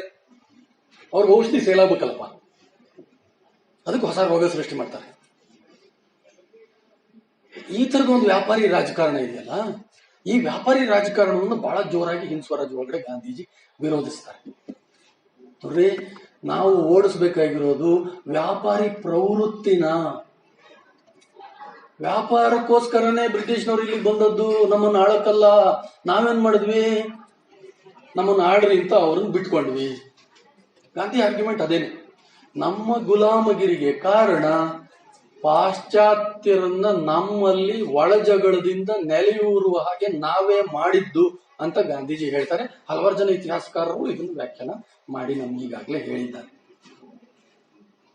ಆಮೇಲೆ ನಾವು ಓಡಿಸ್ಬೇಕಾಗಿರೋದು ಈ ವ್ಯಾಪಾರಿ ಪ್ರವೃತ್ತಿಯನ್ನ. ಅಧಿಕ ಬಂಡವಾಳವನ್ನು ಹೂಡಿ ಅಧಿಕ ಲಾಭವನ್ನು ಮಾಡುವ ವ್ಯಾಪಾರಿ ಪ್ರವೃತ್ತಿ ಇದೆಯಲ್ಲ, ಈ ತರದ ಬದುಕಿದೆಯಲ್ಲ, ಇದನ್ನು ನಾವು ರಿಜೆಕ್ಟ್ ಮಾಡಬೇಕು ಅಂತ ಸಿಂಪಲ್ ಆಗಿ ಗಾಂಧೀಜಿ ಹೇಳ್ತಾರೆ. ಆಮೇಲೆ ಇಲ್ಲಿ ನಾನು ಅಪರಿಗ್ರಹ ತತ್ವವನ್ನು ಗಾಂಧೀಜಿ ಮುಖ್ಯವಾಗಿ ಪ್ರಸ್ತಾಪ ಮಾಡ್ತಾರೆ ಅಂತ ಹೇಳಿದ್ದೀನಿ. ಅಪರಿಗ್ರಹ ಅಂತಂದ್ರೆ ಎಲ್ಲ ನನಗೆ ಬೇಕು ಅಂತ ಬಾಚ್ಕೊಂಡು ಗುಡ್ಡೆ ಹಾಕೊಳ್ಳುವಂತಹ ಒಂದು ಪ್ರವೃತ್ತಿ. ಆ ಪ್ರವೃತ್ತಿಯ ತದ್ವಿರುದ್ಧವಾದಂತಹ ಒಂದು ನಡತೆ. ಅಂದ್ರೆ ನನಗೆ ಎಷ್ಟು ಬೇಕೋ ಅಷ್ಟನ್ನ ಮಾತ್ರ ಇಟ್ಕೊಂಡು ಇತರರಿಗೆ ಮಿಕ್ಕದನ್ನ ಹಂಚಿ ಬದುಕುವಂತಹ ತತ್ವ ಇದೆಯಲ್ಲ, ಅದೇ ಅಪರಿಗ್ರಹ. ಇದನ್ನ ಆದರ್ಶವಾಗಿ, ತತ್ವವಾಗಿ ಬೇಕಾದಷ್ಟು ಜನ ಹೇಳ್ತಾ ಬಹಳ ವರ್ಷಗಳಿಂದ ಬಂದಿದ್ದಾರೆ. ಆದ್ರೆ ಬಾಳೋರು ಯಾರು ಇಲ್ಲ. ನಮ್ಮಲ್ಲಿ ಅನೇಕ ತತ್ವಗಳನ್ನು ಹೇಳೋರು ತುಂಬಾ ಜನ ಇದ್ದಾರೆ, ಬಾಳೋರು ಯಾರು ಇಲ್ಲ. ಬೇಡ ಬೇಡ, ತುಂಬಾ ಜನ ಹೇಳ್ತಾ ಬಂದಿದ್ದಾರೆ, ಬಾಳೋರು ಯಾರು ಇಲ್ಲ. ಈ ಅಪರಿಗ್ರಹ ಅನ್ನುವ ತತ್ವವನ್ನ ಗಾಂಧೀಜಿ 2 ಮಾತುಗಳ ಮೂಲಕ ವಿಸ್ತರಿಸ್ತಾರೆ ಈ ಹಿಂದ್ ಸ್ವರಾಜ್ ಒಳಗಡೆ. ಆ 2 ಮಾತುಗಳು ಯಾವುದು ಅಂತಂದ್ರೆ, ಒಂದು ಕಾಮ ಮತ್ತು ಹಣ ಇವುಗಳನ್ನ ಮನುಷ್ಯ ನಿರಾಕರಿಸಬೇಕು ಅನ್ನುವಂಥ ಮಾತು. ಕಾಮವನ್ನ ಮನುಷ್ಯ ನಿಗ್ರಹಿಸಬೇಕು. ಅತಿಯಾದ ಕಾಮ ಮನುಷ್ಯನಿಗೆ ಒಳ್ಳೆಯದಲ್ಲ. ಅತಿ ಕಾಮುಕತನ ಒಂದು ರೋಗ. ದಬ್ಬಾಳಿಕೆ ಒಂದು ಬಹಳ ದೊಡ್ಡ ಸಾಧನ. ಹೆಣ್ಮಕ್ಳ ಮೇಲೆ ಅತ್ಯಾಚಾರ ನಿರಂತರವಾಗಿ ಆಗ್ತಾ ಇರೋದನ್ನ ಈ ಮುಂಚೆ ಹನುಮಂತಯ್ಯನವರು ಪ್ರಸ್ತಾಪ ಮಾಡಿದ್ರು. ಮನುಷ್ಯನ ಒಳಗಡೆ ಇರುವ ಈ ಅತಿ ಕಾಮುಕತನ ಇದೆಯಲ್ಲ, ನಿಸರ್ಗ ದೂರವಾದ ಕಾಮುಕತನ ಇದೆಯಲ್ಲ, ಇದೇ ಇದಕ್ಕೆ ಕಾರಣ ಅಂತ ಗಾಂಧೀಜಿ ಹೇಳ್ತಾರೆ. ಗಾಂಧೀಜಿ ಹೇಳೋದು ನೋಡಿ, ಸಂತಾನೋತ್ಪತ್ತಿಗೆ ಮಾತ್ರವೇ ದಂಪತಿಗಳು ಕೂಡಬೇಕು. ಅದಲ್ಲದೆ ರಂಜನೆಗಾಗ್ಲಿ, ಆನಂದಕ್ಕಾಗ್ಲಿ, ದೇಹ ಸುಖಕ್ಕಾಗ್ಲಿ ಕೂಡಬಾರದು. ನಮ್ಮೆಲ್ಲ ರೋಗಗಳ ಮೂಲವೇ ದೇಹ ಸುಖ ಅಂತ ಹೇಳ್ತಾರೆ ಗಾಂಧಿ. ನಮ್ಮ ಈ ಆಧುನಿಕ ನಾಗರಿಕತೆ, ಪೈಶಾಚಿ ನಾಗರಿಕತೆ, ರಾಕ್ಷಸಿ ನಾಗರಿಕತೆ, ಹಿಂಗ್ ಬೇರೆ ಬೇರೆ ರೀತಿನಲ್ಲಿ ಬೈತಾರೆ ನಾಗರಿಕತೆ. ಗಾಂಧೀಜಿ ಬೈತಾ ಇದೆಲ್ಲವೂ ಇರೋದೆಲ್ಲಿ ಅಂತಂದ್ರೆ ನಮ್ಮ ದೇಹ ಸುಖ ಅನ್ನುವ ನಂಬಿಕೆಯಲ್ಲಿ. ಇದು ಉಂಟಾಗಿರೋದೇ ನಮ್ಗೆ ಹೆಚ್ಚು ಕಂಫರ್ಟ್ ಬೇಕು, ನಮ್ಗೆ ಹೆಚ್ಚು ಆನಂದ ಬೇಕು, ನಾವು ಹೆಚ್ಚು ಸುಖವಾಗಿರ್ಬೇಕು, ಕಡಿಮೆ ದುಡಿಬೇಕು, ಸುಖವಾಗಿರ್ಬೇಕು. ಗಾಂಧೀಜಿ ದುಡಿಮೆ ಕಡೆಗೆ ಹೆಚ್ಚು ನಮ್ಮನ್ನ ಹೋಗೋ ಹಾಗೆ ಪ್ರೇರೇಪಿಸ್ತಾರೆ. ಬ್ರಹ್ಮಚರ್ಯ ಪಾಲಿಸಿ ಅಂತ ಹೇಳ್ತಾರೆ. ಕೆಲವರು ಒಪ್ಪಲ್ಲ ಇದನ್ನ. ವಿವಾಹ ನಂತರವೂ ಬ್ರಹ್ಮಚರ್ಯವನ್ನ ಪಾಲಿಸುವುದಕ್ಕೆ ಸಾಧ್ಯ ಇದೆ ಅಂತ ಗಾಂಧೀಜಿ ಹೇಳ್ತಾರೆ. ಕೆಲವರು ಇದನ್ನ ಒಪ್ಪುವುದಿಲ್ಲ. ಆಮೇಲೆ ಒಂದು ಕಾಮದ ನಿರಾಕರಣೆ, ಅದರ ಜೊತೆಗೆ ಹಣದ ನಿರಾಕರಣೆ. ನಮ್ಮ ನಡುವೆ ಈ ಸಂಪತ್ತಿನ ದಾಹ ಇದೆಯಲ್ಲ, ಇದು ನಮ್ಮೆಲ್ಲರ ಅಸಮಾನತೆ, ಶೋಷಣೆ, ಕೆಲವು ಜನರ ಶ್ರೀಮಂತಿಕೆ, ದಬ್ಬಾಳಿಕೆ ಇದಕ್ಕೆ ಕಾರಣವಾಗಿದೆ ಅಂತ ಅವರು ವಿಶ್ಲೇಷಣೆ ಮಾಡ್ತಾರೆ. ವಿಶ್ಲೇಷಣೆ ಮಾಡ್ತಾ ನಾವು ಈ ಹಣದ ಬಗೆಗಿನ ವ್ಯಾಮೋಹ, ಸಂಪತ್ತಿನ ಬಗೆಗಿನ ವ್ಯಾಮೋಹವನ್ನ ಬಿಡಬೇಕು ಅಂತ ಹೇಳ್ತಾರೆ. ಇವತ್ತಿಗೂ ತುಂಬಾ ರೆಲೆವೆಂಟ್ ಆದಂತಹ ತತ್ವ ಇದು. ಯಾರು ಪಾಲಿಸಲ್ಲ, ಎಲ್ಲರೂ ಹೇಳ್ತಾರೆ. ಇದಕ್ಕೆ ಸಂಬಂಧಿಸಿದ ಹಾಗೆ ಇನ್ನೊಂದು ಮಾತನ್ನ ಗಾಂಧೀಜಿ ಹೇಳ್ತಾರೆ. ನಮ್ಗೆಲ್ರಿಗೂ ಗೊತ್ತು ಅದು, ಈ ಪಾಯಿಂಟ್. ನಾನು ಸುಮ್ಮನೆ ಅದನ್ನ ಪ್ರಸ್ತಾಪ ಮಾಡ್ತೀನಿ. ಸರಳ ಬದುಕು, ಅದನ್ನ ಅವರು ಸರಳ ಜೀವನ, ಸರಳ ಬದುಕು ಅಂತ ಹೇಳಲ್ಲ ಗಾಂಧೀಜಿ. ಅವ್ರು ಹೇಳೋದು ಬಡತನದ ವ್ರತ ಅಂತ. ಈ ಪುಸ್ತಕದಲ್ಲಿ ಅದೇ ಶಬ್ದವನ್ನ ಬಳಸ್ತಾರೆ, ಬಡತನದ ವ್ರತ. ನೋಡಿ, ಬಡತನ ಅನ್ನುವುದು ಒಂದು ವ್ಯಾಲ್ಯೂ, ನಾವೆಲ್ಲರೂ ಅಳವಡಿಸ್ಕೊಳ್ಬೇಕಾಗಿರುವ, ಅನುಸರಿಸಬೇಕಾಗಿರುವ ಒಂದು ಮೌಲ್ಯ. ಆ ತರ ಗಾಂಧೀಜಿ ಹೇಳ್ತಾರೆ. ಇದು ನಾವೆಲ್ಲರೂ ಪರಸ್ಪರ ನಮ್ಮ ಬದುಕಿನಲ್ಲಿ ನಾವು ಜಾರಿ ಮಾಡಿಕೊಳ್ಬೇಕಾಗಿರುವಂತಹ ಒಂದು ಗುಡ್ ಕಾಂಡಕ್ಟ್. ಸನ್ನಡತೆ, ಸದಾಚಾರ ಯಾವ್ದಾದ್ರು ಇದೆಯಾ ಅಂತ ನಿಮ್ಮನ್ನ ಕೇಳಿದ್ರೆ, ನಿಮ್ಮ ಹಲವು ಸನ್ನಡತೆಗಳಲ್ಲಿ ನಾನು ಬಡತನದಲ್ಲಿ ಬದುಕುವುದು ನನ್ನ ಒಂದು ಸನ್ನಡತೆ ಅಂತ ನಾವು ಹೇಳಬೇಕು. ಹಾಗೆ ಗಾಂಧೀಜಿ ಪ್ರತಿಪಾದಿಸ್ತಾರೆ. ಸೊ ಇವೆರಡನ್ನು ಅವರು ಅಪರಿಗ್ರಹ ತತ್ವಕ್ಕೆ ಲಿಂಕ್ ಮಾಡ್ತಾರೆ, ಈ 2 ಪಾಯಿಂಟ್ಗಳನ್ನ. ಆಮೇಲೆ ಸ್ವಾತಂತ್ರ್ಯದ ಕಲ್ಪನೆಯನ್ನು ಹೇಳುವಾಗ, ಸ್ವಾತಂತ್ರ್ಯ ಅಂದ್ರೆ ಏನ್ ಗೊತ್ತಾ? ಸ್ವಾತಂತ್ರ್ಯ ಅಂದ್ರೆ ಈ ಹಣದ ದಾಹದಿಂದ ಪಡೆಯುವ ಬಿಡುಗಡೆ, ಮತ್ತು ಕಾಮದ ದಾಹದಿಂದ ಪಡೆಯುವ ಬಿಡುಗಡೆ, ಮತ್ತು ಶರೀರದ ಸುಖದಿಂದ ಪಡೆಯುವ ಬಿಡುಗಡೆ. ನೋಡಿ, ಈ ಎಲ್ಲ ಬಿಡುಗಡೆಗಳನ್ನ ಭಾರತೀಯ ಸ್ವಾತಂತ್ರ್ಯ ಮತ್ತು ಪಾರತಂತ್ರ್ಯಕ್ಕೆ ನೀವು ಲಿಂಕ್ ಮಾಡಿ. ನಾ ಹೇಳಿದ ಪಾಯಿಂಟ್ ತಲೆಗೆ ಹೋಯ್ತಾ? ಒಂದ್ ಸ್ವಲ್ಪ ಕಣ್ಣು ಆ ಕಡೆ ಈ ಕಡೆ ಹೋಗ್ತಿದ್ದಾವೆ, ನೋಡ್ತಾ ಇದ್ದೀನಿ. ಭಾರತದ ಸ್ವಾತಂತ್ರ್ಯದ ಕಲ್ಪನೆ ಇದೆಯಲ್ಲ, ಅದು ಕೇವಲ ರಾಜಕೀಯ ಸ್ವಾತಂತ್ರ್ಯದ ಕಲ್ಪನೆ ಅಲ್ಲ. ಎಲ್ಲಿಯವರೆಗೆ ಇಲ್ಲಿ ಅಸಮಾನತೆ ಇರುತ್ತದೋ, ಅಂಚಿನ ಜನರಿಗೂ ಕೂಡ ಎಲ್ಲಿಯವರೆಗೆ ಅವರಿಗೆ ಬೇಕಾದ ಸ್ವಾತಂತ್ರ್ಯ ಸಿಗುವುದಿಲ್ವೋ, ಎಲ್ಲಿಯವರೆಗೆ ಇಲ್ಲಿ ಜಾತಿ ಪದ್ಧತಿ ಇರ್ತದೋ, ಎಲ್ಲಿಯವರೆಗೆ ಇಲ್ಲಿ ಜೀತ ಪದ್ಧತಿ ಅಂತ ಗುಲಾಮಿ ಪದ್ಧತಿಗಳು ಇರ್ತಾವೋ, ಎಲ್ಲಿಯವರೆಗೆ ಇಲ್ಲಿ ಸಾಮಾಜಿಕ ನ್ಯಾಯ ಇರುವುದಿಲ್ವೋ, ಲಿಂಗ ನ್ಯಾಯ ಇರುವುದಿಲ್ವೋ, ವರ್ಗ ಅಸಮಾನತೆ ಇರ್ತದೋ, ಅಲ್ಲಿವರೆಗೆ ಭಾರತಕ್ಕೆ ನಿಜವಾದ ಸ್ವಾತಂತ್ರ್ಯ ಸಿಗಲ್ಲ ಅನ್ನೋದನ್ನ ಅಂಬೇಡ್ಕರ್ ಈಗಾಗಲೇ ಹೇಳಿದ್ದಾರೆ. ಗಾಂಧೀಜಿ ಹೇಳೋದು, ನಮ್ಮಲ್ಲಿ ಒಬ್ಬೊಬ್ಬರಲ್ಲೂ ಇದೆಯಪ್ಪ ದೋಷ. ನಮ್ಗೆ ಎಲ್ಲಿವರೆಗೂ ಈ ಸಂಪತ್ತಿನ ದಾಹ ಇರ್ತದೋ, ದೇಹದ ಸುಖದ ದಾಹ ಇರ್ತದೋ, ಕಾಮದ ದಾಹ ಇರ್ತದೋ, ಅಲ್ಲಿವರೆಗೂ ನಾವು ಈ ಎಲ್ಲ ಇತರೆ ಉಪಾಧಿಗಳಿಂದ ಬಿಡಿಸ್ಕೊಳಕ್ಕಾಗಲ್ಲ. ಇದರಿಂದ ಮೊದಲು ಬಿಡುಗಡೆ ಪಡೆಯುವುದಿದೆಯಲ್ಲ, ವೈಯಕ್ತಿಕವಾಗಿ ನಾವೆಲ್ಲರೂ ಬಿಡುಗಡೆ ಪಡೆಯುವುದಿದೆಯಲ್ಲ, ಇದು ಸ್ವಾತಂತ್ರ್ಯ. So concept of freedom is totally different. Gandhiji ಪ್ರತಿಪಾದಿಸುವಂಥದ್ದು. ಅದು ಚಾರಿತ್ರ್ಯ ಬಹಳ ಸ್ಪಷ್ಟವಾಗಿ ಹೇಳುವುದಾದರೆ. ಆಮೇಲೆ ಇನ್ನೊಂದು ಅಂಶವನ್ನ ನಾನು ಪ್ರಸ್ತಾಪ ಮಾಡಿ ನನ್ನ ಮಾತುಗಳನ್ನ ಮುಗಿಸ್ತೇನೆ. ಶಿಕ್ಷಣದ ಬಗ್ಗೆ ಗಾಂಧೀಜಿ ಮಾತಾಡ್ತಾರೆ. ನಾನು 30 ನಿಮಿಷ ಮಾತಾಡಕ್ ಹೇಳಿದ್ರು, ಒಂದು 40-45 ನಿಮಿಷ ಮಾತನಾಡ್ಬಿಟ್ಟೆ. ನಾನು ಎಲ್ಲರನ್ನವ್ರು ಮಾತನಾಡ್ತಿದ್ದಾಗ ಇವ್ರು ತುಂಬಾ ಹೆಚ್ಚು ಮಾತಾಡ್ತಿದ್ದಾರೆ ಅಂತ ನಾನು ಅನ್ಕೋತಾ ಇದ್ದೆ. ಇವಾಗ ನಾನು ಅದನ್ನೇ ಮಾಡ್ತಾ ಇದ್ದೀನಿ.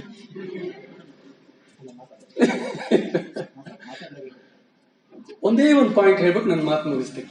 ಶಿಕ್ಷಣದ ಬಗ್ಗೆ ಗಾಂಧೀಜಿ ಹೇಳ್ತಾರೆ. ಅದೇನ್ ಹೇಳ್ತಾರೆ ಅಂತಂದ್ರೆ, ನಮ್ಮಲ್ಲಿ ಮಾಹಿತಿಯನ್ನು ಒದಗಿಸುವ ಶಿಕ್ಷಣಕ್ಕಿಂತ ನೈತಿಕ ಶಿಕ್ಷಣ ಮುಖ್ಯ. ಎಲ್.ಎಚ್. ಕೂಡ ಬೆಳಗ್ಗೆ ಅದನ್ನು ಹೇಳ್ತಾ ಇದ್ರು. ನೈತಿಕ ಶಿಕ್ಷಣ ಮುಖ್ಯ ಅಂತ ಗಾಂಧೀಜಿ ಹೇಳ್ತಾರೆ. ಹಾಗೆಯೇ ಧಾರ್ಮಿಕ ಶಿಕ್ಷಣದ ಅಗತ್ಯ ಇದೆ ಅಂತ ಹೇಳ್ತಾರೆ. ಇವರು ಧರ್ಮದ ಕಾನ್ಸೆಪ್ಟ್ ನಿಮ್ಮ ಹಾಗೆ ಯಾವುದೋ ಹಿಂದೂ ಧರ್ಮ, ಸಿಖ್ ಧರ್ಮ, ಜೈನ ಧರ್ಮ ಈ ತರದ್ದಲ್ಲ ಧರ್ಮ. ನಾನು ಅವಾಗಿಂದ ಚಾರಿತ್ರ್ಯ ಅಂತ ಹೇಳ್ತಾ ಇದ್ನಲ್ಲ, ಈ ಹಿಂದೂ, ಜೈನ, ಮುಸ್ಲಿಂ ಇತ್ಯಾದಿ ಎಲ್ಲ ಧರ್ಮಗಳನ್ನ ದಾಟಿದಂತಹ ಮಾನವ ಧರ್ಮ ಅನ್ನುವುದೊಂದಿದ್ರೆ ಆ ಮಾನವ ಧರ್ಮದ ಪರವಾಗಿ ಗಾಂಧೀಜಿ ಮಾತಾಡ್ತಾರೆ. ಅವರ ಧರ್ಮ ಆ ತರದ್ದು. ಈ ತರದ ಒಂದು ಚಾರಿತ್ರ್ಯದ ಧಾರ್ಮಿಕ ಶಿಕ್ಷಣ ಮನುಷ್ಯನಿಗೆ ಮುಖ್ಯವಾಗಿ ಸಿಗಬೇಕು ಅಂತ ಹೇಳ್ತಾರೆ. ಸಾಮಾನ್ಯವಾಗಿ ನಮ್ಮ ವಿದ್ಯಾರ್ಥಿಗಳು ಕನ್ನಡ ಕ್ಲಾಸ್ ಅಂತಂದ್ರೆ ಅದು ಒಂದ್ ರೀತಿ ಓತ್ಲ ಹೊಡೆಯೋ ಕ್ಲಾಸು ಅಂತ ತಿಳ್ಕೊಂಡಿರ್ತಾರೆ. ಸಾಮಾನ್ಯವಾಗಿ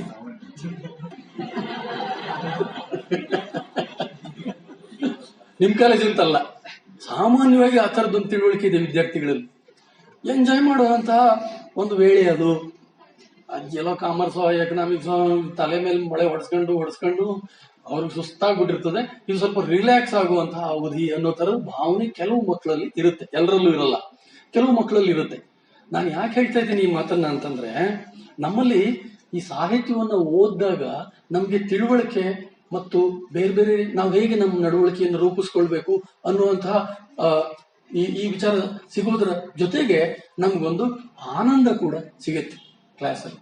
ನೋ ಡೌಟ್ ನಾವು ರಿಲ್ಯಾಕ್ಸ್ ಆಗ್ತೀವಿ ಸಾಹಿತ್ಯವನ್ನು ಓದುವಾಗ.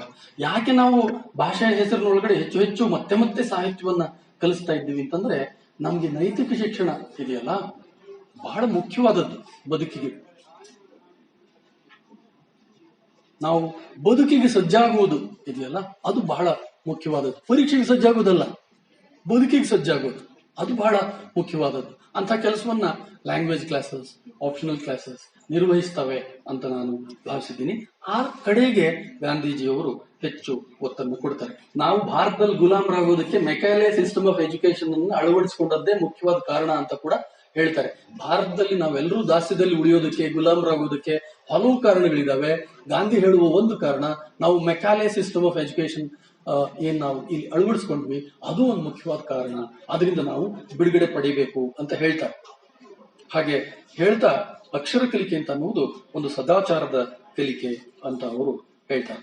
ಸೊ ಇಷ್ಟು ಮಾತನ್ನ ಹೇಳಿ ಇನ್ನೊಂದು ಪಾಯಿಂಟ್ ನಾನು ನಿಮ್ಗೆ ಹೇಳ್ಬೇಕು. ಇಲ್ಲಿರುವ ಹಲವು ಸಮಸ್ಯೆಗಳ ಬಗ್ಗೆ ಗಾಂಧೀಜಿ ಪ್ರಸ್ತಾಪ ಮಾಡ್ತಾ 2 ವಿಚಾರನ್ನ ಅವರು ಇಲ್ಲಿ ಹೆಚ್ಚಾಗಿ ಪ್ರಸ್ತಾಪ ಮಾಡೋದಿಲ್ಲ. ಏನ್ ಹೇಳಿದ್ದಾರೆ ಅನ್ನೋದು ನಮಗೆ ಮುಖ್ಯವೇ ವಿನಃ ಏನ್ ಹೇಳಿಲ್ಲ ಅನ್ನೋದು ಮುಖ್ಯ ಅಲ್ಲ. ಆದ್ರೂ 2 ಅಂಶಗಳು ಇದು ಒಳಗಡೆ ಆ ತರದ ಪ್ರಸ್ತಾಪ ಬರುವ ಸಾಧ್ಯತೆ ಇದ್ದಾಗ್ಲೂ ತಪ್ಪಿಸ್ಕೊಳ್ತವೆ ಅನ್ನೋದನ್ನ ಹೇಳೋದಕ್ಕೆ ನಾನು ಪ್ರಸ್ತಾಪ ಮಾಡ್ತೀನಿ. ಒಂದು ಲಿಂಗನ್ಯಾಯದ ಅಂಶ, ಸ್ತ್ರೀ ಸಮಾನತೆಯ ಅಂಶ. 2ನೇದು ಇಲ್ಲಿರುವ ಜಾತಿ ಪದ್ಧತಿ ಮತ್ತು ಅಸ್ಪೃಶ್ಯತೆಯ ಪೀಡೆ. ಇದ್ರ ಬಗ್ಗೆ ಹಿಂದ್ ಸ್ವರಾಜ್ಯ ಒಳಗಡೆ ಪ್ರಸ್ತಾಪ ಮಾಡಬಹುದಾದಂತಹ ಸ್ಪೇಸ್ ಇದಾವೆ, ಆದ್ರೆ ಅವು ಪ್ರಸ್ತಾಪ ಆಗುವುದಿಲ್ಲ.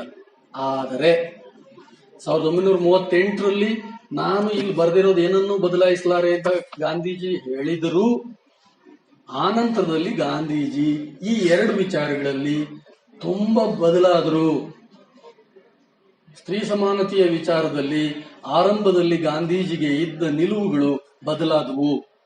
ಅಸ್ಪೃಶ್ಯತೆ ವಿಚಾರದಲ್ಲಿ, ಜಾತಿ ಪದ್ಧತಿಯ ವಿಚಾರದಲ್ಲಿ ಗಾಂಧೀಜಿಗೆ ಆರಂಭದಲ್ಲಿ ಇದ್ದ ನಿಲುವುಗಳು ಆನಂತರದಲ್ಲಿ ಬದಲಾದವು. ಅದಕ್ಕೆ ಮುಖ್ಯವಾದ ಕಾರಣ ಅಂಬೇಡ್ಕರ್ ಅವರ ಜೊತೆಗಿನ ಸಂವಾದ ಮತ್ತು ಭಾರತದ ಬೇರೆ ಬೇರೆ ಸಾಮಾಜಿಕ ಅನುಭವಗಳು, ಗಾಂಧೀಜಿಯವರ ಕಾಲ್ನಡಿಗೆಯ ಅನುಭವಗಳು, first hand experience of his travel. ಇವೆಲ್ಲವೂ ಗಾಂಧೀಜಿಯ ವ್ಯಕ್ತಿತ್ವದಲ್ಲಿ ಹಲವು ಬದಲಾವಣೆಗಳನ್ನ ತಂದುವು. ಇನ್ನೊಂದು ಅಂಶ ನಾವು ಮರಿಲೇಬಾರದು, ಅದೇನು ಅಂತಂದ್ರೆ ಅಂಬೇಡ್ಕರ್ ಸಂವಿಧಾನವನ್ನ ಬರೆಯುವಾಗ ಅಲಿಖಿತ ಪ್ರಾಚೀನ ಸಂವಿಧಾನ, ಭಾರತೀಯ ಸಂವಿಧಾನಗಳಲ್ಲಿ ಒಂದು ಸಂವಿಧಾನ ಆಗಿದ್ದಂತಹ ಹಿಂದ್ ಸ್ವರಾಜ್ ಏನಿದೆ ಅದರ ಅನೇಕ ಅಂಶಗಳನ್ನ ಅಂಬೇಡ್ಕರ್ ಅಳವಡಿಸಿಕೊಂಡಿದ್ದಾರೆ ಸಂವಿಧಾನದಲ್ಲಿ. ಅಂತ ಭಾರತೀಯ ಸಂವಿಧಾನದ ಸ್ಪಿರಿಟ್ ಅನ್ನ ಪ್ರಭಾವಿಸಬಲ್ಲಂತಹ ವಿಚಾರಗಳನ್ನ ಹಿಂದ್ ಸ್ವರಾಜ್ನಲ್ಲಿ ಗಾಂಧೀಜಿಯವರು ಬರೆದಿದ್ದಾರೆ. ಮಕ್ಕಳೇ, ನಾನು ಪರಿಚಯಾತ್ಮಕವಾಗಿ ಇದನ್ನ ನಿಮ್ಗೆ ವಿವರಿಸೋದಕ್ಕೆ ಪ್ರಯತ್ನ ಪಟ್ಟಿದ್ದೀನಿ. ನಿಮ್ಗೆ ಎಷ್ಟು ವಿಚಾರಗಳು ತಲುಪಿದೆಯೋ ಗೊತ್ತಿಲ್ಲ. ಅಮರೇಂದ್ರ ನನಗೆ ಲೇಖನ ಬರೆಯೋದಕ್ಕೆ ಹೇಳಿದ್ದಾರೆ, ಬರೀತೀನಿ ಇದೇ ಮಾತುಗಳನ್ನ. ಆಮೇಲೆ ನೀವು ಲೇಖನನೂ ಕೂಡ ಬೇಕಾದ್ರೆ ಓದಬಹುದು. ಇಷ್ಟು ಹೇಳಿ ಸಾವಧಾನದಿಂದ ಕೇಳಿದ ನಿಮ್ಮೆಲ್ಲರಿಗೂ ಒಂದ್ಸಿ ನನ್ನ ಮಾತನ್ನು ಮುಗಿಸ್ತೀನಿ. ನಮಸ್ಕಾರ. ಗಾಂಧಿ ಅಧ್ಯಯನ ಕೇಂದ್ರ ಮತ್ತು ಅಂಬೇಡ್ಕರ್ ಸಂಶೋಧನಾ ಕೇಂದ್ರ ನಡೆಸಿಕೊಟ್ಟಿದೆ. ಅದರ ನೆನಪಿನ ಉಪನ್ಯಾಸ ಮಾಲಿಕೆಯನ್ನ ಅದು ಈ ದಿನ ಪ್ರಾರಂಭಿಸಿದೆ. ಡಾಕ್ಟರ್ ರಾಮಲಿಂಗಪ್ಪ ಟಿ ಬೇಗೂರ್ ಅವರು ನಮ್ಮ ನಡುವಿನ ಬಹಳ ಮುಖ್ಯವಾದಂತಹ ವಿಮರ್ಶಕರು, ಚಿಂತಕರು. ಬಹುಶಃ ಕೆ ಸುಬ್ಬಯ್ಯ ಅವರ ಫುಲ್ ವಾಲ್ಯೂಮ್ ಎಡಿಟ್ ಮಾಡಿದ್ದಾರೆ ಅಂತ ಅನ್ಸುತ್ತೆ ಅವರು. ಹೀಗಾಗಿ ನಮ್ಮ ವರ್ತಮಾನದ ರಾಜಕಾರಣದ ಅತ್ಯಂತ ಸೂಕ್ಷ್ಮವಾದಂತಹ ಓದುವಿಕೆ ಡಾಕ್ಟರ್ ರಾಮಲಿಂಗಪ್ಪ ಟಿ ಬೇಗೂರ್ ಅವರಿಗೆ ಇದೆ. ಅದಕ್ಕಿಂತ ಹೆಚ್ಚಾಗಿ ಅವರು ಅನೇಕ ರೀತಿಯ ಈ ತರ ತಾತ್ವಿಕ ಕೃತಿಗಳನ್ನು ಕೂಡ ಆಳವಾಗಿ ಅಧ್ಯಯನ ಮಾಡಿಕೊಂಡಿದ್ದಾರೆ. ಇದೀನ ಅವರು ಬಂದು ಹಿಂದೂ ಸ್ವರಾಜ್ಯವನ್ನ ನಮ್ಮ ಕಂಟೆಂಪ್ರರಿ ಬದುಕಿಗೆ ಕನೆಕ್ಟ್ ಮಾಡಿದ ರೀತಿ ಅತ್ಯದ್ಭುತವಾಗಿತ್ತು. ಅದಕ್ಕಾಗಿ ನಾನು ಅವರಿಗೆ ಧನ್ಯವಾದಗಳನ್ನ ಸಲ್ಲಿಸ್ತೀನಿ.